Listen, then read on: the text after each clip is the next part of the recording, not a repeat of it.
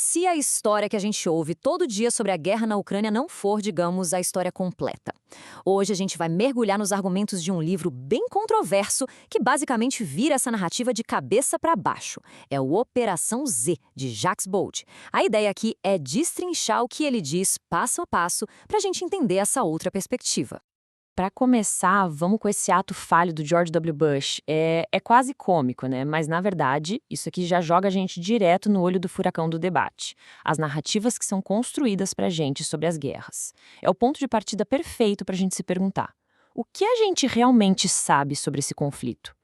Tá, mas quem é esse Jacques Bold para falar sobre isso? A carreira dele é o que torna a análise tão particular. O cara não é um qualquer. Ele veio da inteligência estratégica da Suíça, foi chefe de doutrina na ONU e, olha só, trabalhou na OTAN bem durante a crise de 2014. Então é com essa visão de quem esteve lá dentro que ele monta o quebra-cabeça que a gente vai desvendar agora. Então vamos lá. A tese principal do livro já chega com o pé na porta. Ele defende que a narrativa que o Ocidente conta sobre o conflito é, na melhor das hipóteses, incompleta. E a gente vai tentar entender por quê. Para o Baldi, a guerra não é uma coisa que simplesmente aconteceu em 2022. Ele vê como uma espécie de tempestade perfeita, sabe? Formada pela união de três frentes. Uma cultural, que tem a ver com identidade, uma estratégica, sobre o grande xadrez geopolítico, e uma operacional, sobre o que de fato aconteceu no campo de batalha. Vamos ter que olhar para cada uma dessas camadas. E para achar a raiz do conflito, o autor diz que a gente precisa voltar no tempo, bem antes de 2022. Segundo ele, a origem de tudo isso é interna, da própria Ucrânia, e começa no ano que foi um verdadeiro divisor de águas, 2014. A ordem dos fatos aqui, para ele, é tudo. Primeiro, o presidente pró-Rússia, o Yanukovych, cai. Logo em seguida, a primeira coisa que o novo parlamento faz é cancelar a lei que dava ao russo o status de língua oficial. Para o autor, isso não foi coincidência, foi a faísca que acendeu o pavio. O que veio depois, segundo ele, foi um levante popular nas regiões de língua russa, uma revolta de dentro para fora e não o contrário. E esse mapa que resume bem a ideia do livro. A fratura não era só uma briga de políticos em Kiev, era uma divisão geográfica e cultural. Os protestos não aconteceram por acaso em qualquer lugar. Eles se concentraram ali, naquela área específica, o que, para o Bold, mostra um racha profundo dentro do próprio país. Agora, um ponto bem importante para entender o argumento dele. Ele usa muito o termo ultranacionalistas. E o que ele quer dizer com isso? Não se trata de todo mundo que se orgulha de ser ucraniano. Ele se refere a grupos específicos que, na análise dele, queriam uma Ucrânia pura, dominada por uma única identidade, e que, para isso acontecer, seria preciso limitar os direitos de outras minorias, especialmente a população de língua russa. Só que, claro, esse conflito interno não aconteceu numa bolha. E é aí que entra a outra camada da análise do Baldi. A parte geoestratégica. E o tema principal aqui é o papel da OTAN em tudo isso. Baldi traz à tona essa declaração lá de 1991 como uma prova de uma promessa que teria sido feita à Rússia, a de que a OTAN não iria se expandir para o leste.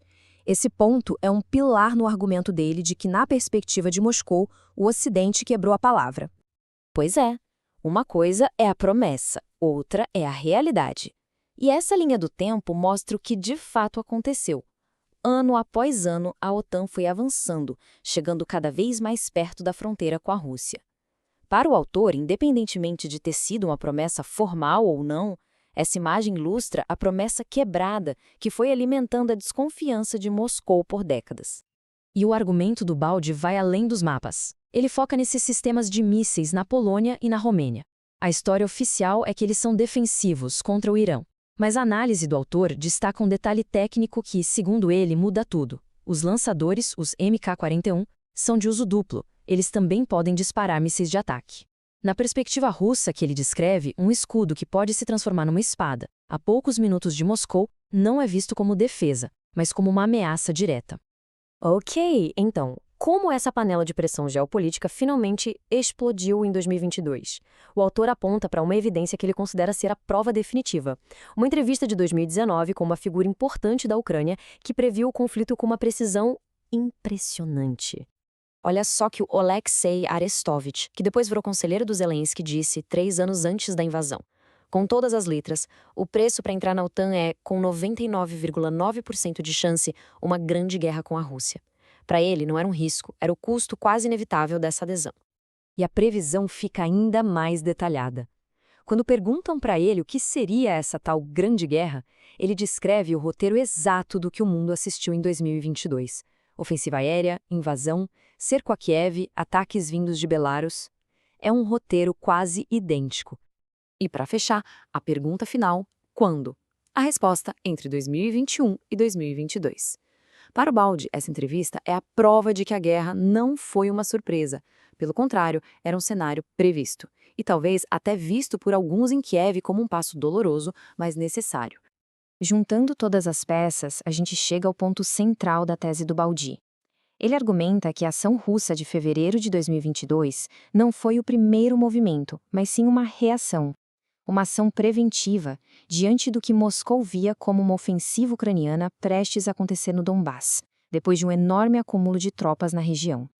A última frente de batalha que o Baldiano analisa não usa tanques nem mísseis, usa narrativas. Ele dedica uma parte bem grande do livro ao que ele chama de guerra de informação. Para ilustrar o ponto dele, Baldi lista vários exemplos. Alguns parecem até absurdos, como banir gatos e árvores russas de competições. Outros são bem mais sérios, como a remoção de milhões de livros de bibliotecas, incluindo clássicos como Pushkin e Dostoiévski. E ele chega nos pontos mais controversos, como quando apresenta uma linha do tempo alternativa para os eventos em Bucha. Na visão dele, tudo isso faz parte de um esforço para criar um consenso puramente emocional e anti-russo. E a gente termina com essa questão. A análise do Jacques Baldi, concordando ou não com ela, nos força a encarar a complexidade da informação em tempos de guerra. Quando as versões são tão opostas, a tarefa de entender o que de fato aconteceu vira um desafio gigantesco. Fica a reflexão sobre como a gente navega nesse cenário tão complicado.